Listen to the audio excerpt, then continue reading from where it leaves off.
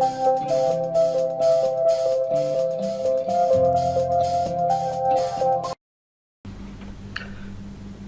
everyone, this is Abhinay from CG Artist Academy. After a very long time I am creating this a new tutorial. It's a very quick tutorial about lighting tips. It will be in a series like 1, 2, 3, 4. Okay. So let's get started. My Maya is already open. I just created a very simple scene with a car. Here it is. This is the car. I have a background plate, sorry, not a background plate, it's a background, and a camera,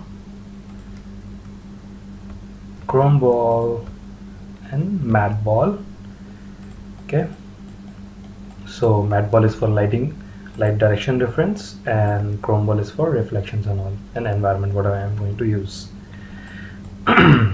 So I just applied a very basic shaders on everything. This glass is like refractive, and the car material is default Arnold car material, nothing fancy. Okay, so what I'm going to do is a very basic thing. I will create a area light, press R to scale and press E to rotate it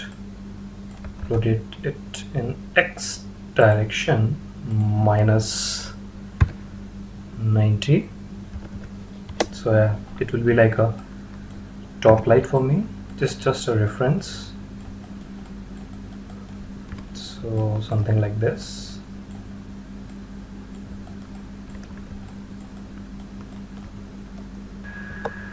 By hitting the render on, just click on this icon, display icon. I am not seeing anything because my exposure is 0 right now. So go to the attribute editors and maybe I'll increase around 10, that would be good for me, and just play it. So now you can see, I can see my car with a single light, and you can reflection ball and a chrome ball, you can see my light is top first and I can see the light. Okay, so let's quickly save this, and right now I am just seeing reflections very sharp, very unrealistic. If you see in this chrome ball, you can see this very sharp edges, which I don't want. Why? Because in a real world we don't see reflections like this, like sharp things. We never see that. Okay, so that's why this is the first tool, the first tip.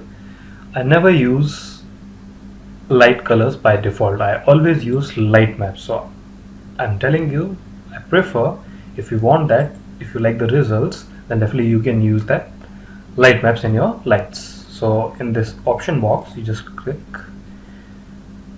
tag a file, and for this I'll be using my softbox. So let's play it.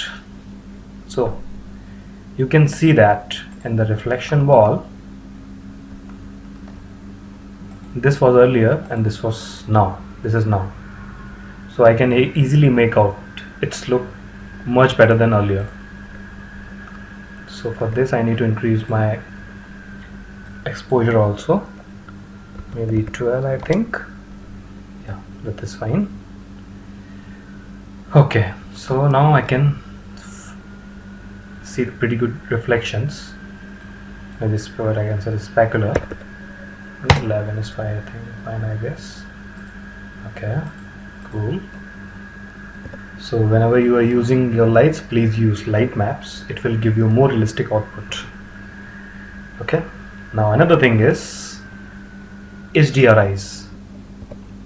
In real life, you see lights and reflections comes from all angles.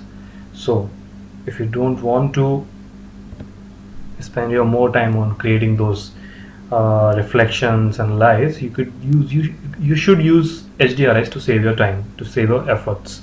So I already created HDRI by using this sky dome light in Arnold, and which I already renamed to HDRI. So I'm gonna unhide it, and I placed a texture in this HDRI texture, and voila, you can see the difference. For this I'm using HDRI as a light source also. Okay, so let it render it. So it's rendered now. If you press O on your keyboard, you can see the 1:1 aspect ratio in this renderer. In this, now you can see the reflection, environment reflection in the chrome wall, even on the car also, right?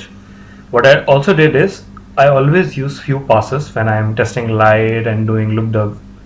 Okay, so there are basic passes like diffuse direct, diffuse indirect, specular direct, specular indirect, and transmission. When I am using reflections, I only use these passes for the basic look development. Okay, so that's it guys. This is the very basic tutorial. Always use light maps in your lights to get a realistic or believable output for your reflection and specular, and always use HDRIs to create believable realistic reflection on your model, whatever you are using. So if you see, it's looking pretty realistic right now. If you see, it's creating all the reflection and details over here. You can see that. Okay, and another, it's not a tip, or if you want to use, always rename your rename your assets. If it's your model, it's your light and whatever, because whenever you are using your file after like 4 months, 5 months, 6 months, or maybe a year, you could easily make out what you have done earlier, just because you have renamed those things, because most of the time artists don't do that, and because of that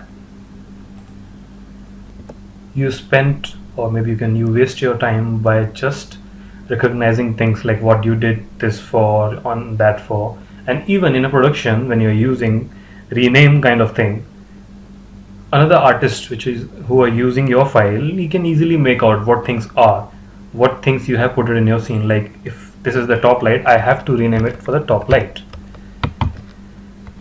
It's very less time taking, right?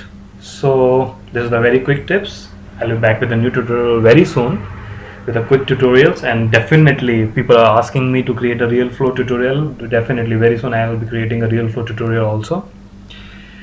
Thank you for watching. Thank you for giving me time. And if I did something wrong, please forgive me, because after a very long time I'm creating this tutorial, and next time definitely I will make sure I will not do any kind of mistakes. So if you like it, please share, like, and keep supporting me. Thank you so much for watching this tutorial. Thank you.